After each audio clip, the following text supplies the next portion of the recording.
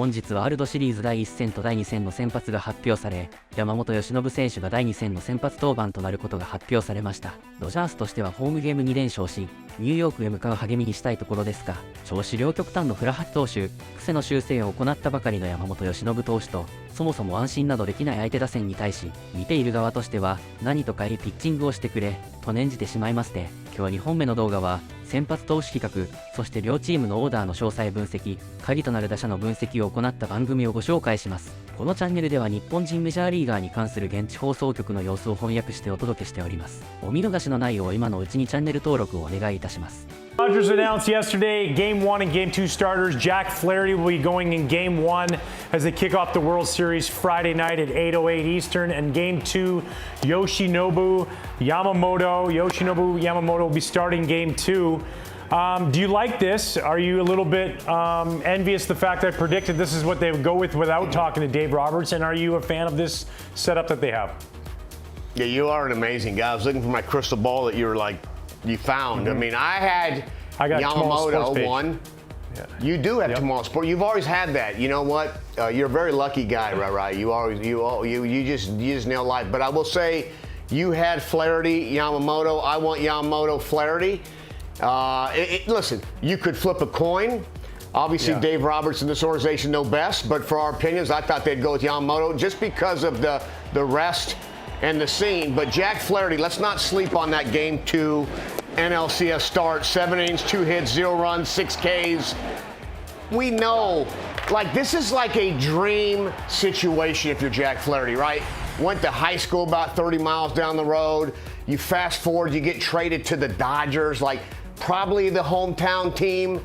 You know, there were some Angel fans, but most of us were Dodger fans because of the great Vin Scully. And I just think, this is probably the right decision, right? It's the right decision because this is everything that you've wanted in those backyards playing wiffle ball as we come up and we're hitting fourth and we need to hit grand slam to win. And as a pitcher, you're talking about that big strike. So he's probably rehearsed this through his mind. Visualization is a huge thing over the years as all these athletes. So who knows what he's visualized, and he's getting a chance to live it out. So pretty pumped for him to get that start. Yeah, it really is. I mean, when you think about kind of where his career has been, and he grows up in California, Dodger fan as a kid, comes up with the Cardinals, had some big years, went through some injuries. The trade to Baltimore didn't quite go as well as he wanted to over there, and then all of a sudden gets traded to Detroit to LA, and he has pitched so well for the Dodgers, and a huge reason why they're here. I think his Game 1 start in the NLCS kind of gave him that opportunity for Dave Roberts to look at it and go, this is something this guy can handle. He wants this moment. And two, I thought about this, if he starts Game 1 and for some reason he comes back, he's the kind of guy over a Yamamoto who that Dave Roberts, if he needed in a Game 7, if you go down that road at some point, that maybe he's a guy that you can put in your bullpen and come out of the bullpen for an inning or face a pocket of hitters that he feels. So I like this move by Dave Roberts. I think he earned it, and I think it's a great move, and we'll see how it all pans out. Tail of the tape. All right, we're going to jump into it. I want you to tell me who you think has the best lineup in this. Who has the best lineup advantage? Yeah, I'm going to stick with the Dodgers, and the reason why, because of their plate discipline. It starts off with Max Muncy. Okay. I mean, first of all, Max Muncy is just awesome. Obviously, Soto matches up with him. They have tremendous, but I just feel the Dodgers overall, discipline-wise, they're probably check mark, in my opinion, right? You have star power on both sides. You have probably more power in the Yankees lineup. But when I'm talking about postseason pitching, you are facing the elite now. That's why, numbers aren't crazy, and we've seen some games that they've turned into crazy. But the elite pitching, who can hit good pitching? That's always been a question, during the season for managers, and some guys can waylay on that mid-average, and you see huge numbers go up. But at the end of the day, the postseason is great pitching. Who can execute? And I feel the Dodgers have more plate discipline to bring the ball on the plate, which the Yankees pitchers, they want you to expand off the plate. So it'll be interesting. They are going to have to come on the plate, or you're going to see a lot of hitters counts for Dodgers, and that's where we live right there, Ryan, because that's when you guys meaning you pitchers, you'll make those little mistakes in those hitters counts, you know what I'm saying? And then maybe we could cheat and try to get a heater. Yeah, well, you hitters definitely, that's why you have a ranch, because you preyed on the mistakes those pitchers made.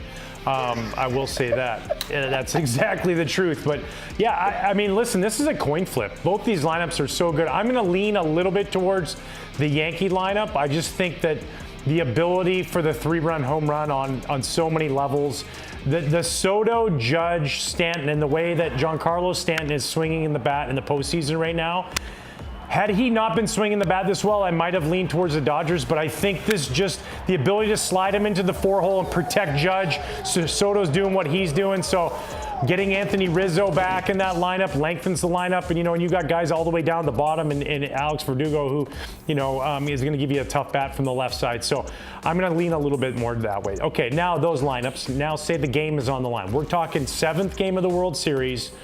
It's a bottom of the lineup, or it's the top of the inning. Who do you want at bat with the game on the line, bases loaded? I need the best at bat. I want experience, number one. Experience is 57 games played. You know who I'm saying? Freddie Freeman. Freddie Free. Ooh, That's nice. all 70 teeth, his show swing, his show approach. He sits there and thinks left center. Eyeballs are out there, middle away. I want Freddie Free hitting 304, I think, in the postseason with 5 home runs in 2021. Remember, the Braves won the World Series, and he was a big part of it. So I'm going with the experience and the professional hitter, in my opinion, probably the best hitter in baseball. That's right, you heard it. Yeah, I like that. And you know what? I like what we're doing here, because it's easy to just play the favorite. Like I could say, I want Juan Soto because the at-bat he had in Cleveland. I get that, but I like what you said, experience. And when you're in this stage at the World Series, it proves huge. So I'm going to go with another guy on the other side who's got a massive amount of experience, and he's played in arguably one of the biggest Game 7s ever, and that's Anthony Rizzo. We saw what he did in Cleveland. Yes. He led the Cubs to a World Series. He's back in that lineup. He gets a little bit more time where his hand's feeling good, a little bit stronger. He had a good ALCS. I think Anthony Rizzo's the kind of guy who's not going to get out of the way. He's going to hang in on the tough breaking ball. You can bring in the toughest lefty you got. He'll go the other way, and if you make a mistake in the middle of the zone, he can drive it into a gap or over the fence. So if I'm putting my money with a guy on the line and I need that big hit, I'm going to say Anthony Rizzo. But we never know, Kev, because we don't even know who's going to come up with the game on the line. You're right. We can dream it up all we want, but we're not quite sure who is. World Series report presented by Capital One, getting you set for the Yankees and the Dodgers. World Series Game 1 at Dodger Stadium, as we're just days away. First fall classic since 1956 to feature each league's home run champion. And assuming Judge and Ohtani claim MVPs, just the second World Series meetings of MVPs since 1988. So we're focusing on the big 3.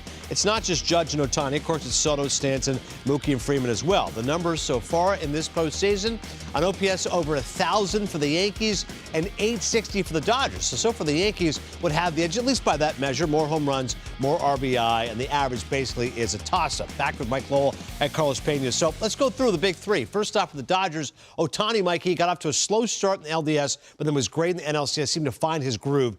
Clearly is a guy who looks like he's going to play his best in his first ever World Series. So we had to pick who's the more dangerous threesome, right? So I said, for me, Juan Soto is the best hitter in all baseball. You have, like you said, he's going to be the MVP of the American League and probably the most prodigious power hitter of our generation. So with all that being said, I'm taking the Dodgers. Wow. All right? And we're splitting hairs here. I don't want to slight the Yankees because I'm taking the Dodgers, and that's why I've gone so back and forth in our speculation and predictions in the series. But I look at these 3 guys, and what I see out of the 3 of them is consistent quality at-bats. And I think they're tougher to pitch to, and when you get to the World Series, you're facing the best arms in the toughest situations, the highest leverage situations. I think what separates the Dodger threesome is going to be the factor of when you look at Ohtani, with his 55 stolen bases, and Mookie Betts, who actually steals almost 3 times as often in the postseason as he does during the regular season. I think that brings an element of discomfort for the opposing pitcher. When you got guys that are looking to take the extra base every pitch, it speeds you up a little bit. It makes you maybe want to throw a couple more fastballs, which might set up a better pitch for the hitters following through.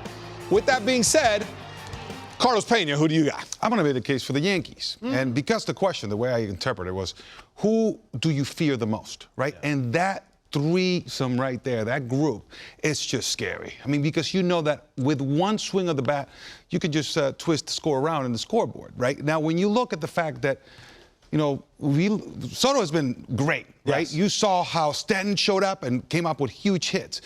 But Judge hasn't even gotten going yet. Yes. Right? He got some big hits, but he hasn't been performing up to the level that we know he's capable of performing. This is the thing, Mike. All he has to do is touch it, and it could just leave the yard. And that is a scary thought. And the fact that he is due.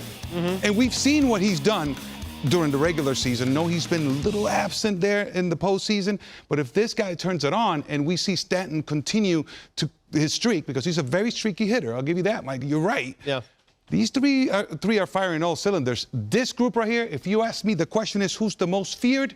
I would say right here, the Yankees. So the concern right now for the Yankees, Judge, as you mentioned, 161 this postseason, 0 for 7 runners in scoring position. And Mikey, with the Dodgers, Freddie Freeman's only 1 for his last 16. Clearly hobbled by this ankle injury.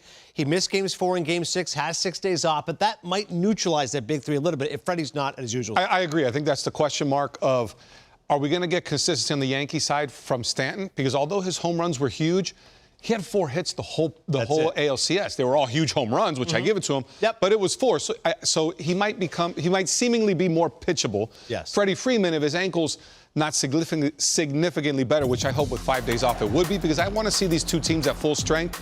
I think it neutralizes some of his power. Like he's even said, I can make a good swing, but can you generate the same type of power? Is that extra base power and that home run threat still very prevalent, which I don't think it would be if you're on a bum ankle that reports are saying it usually takes 4 weeks to heal. Hey, hurry up, you got 4 days.